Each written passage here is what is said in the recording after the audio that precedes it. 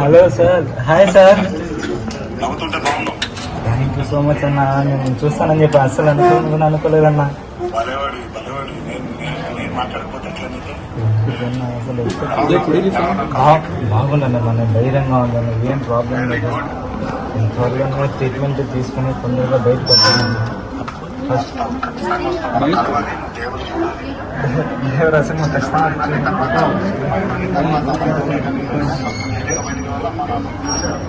ఖచ్చితంగా వస్తాను.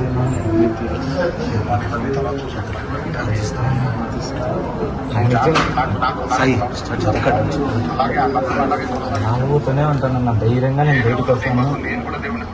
Thank you so much. మీరు అట్లాగే ఉండాలి, ధైర్యంగా.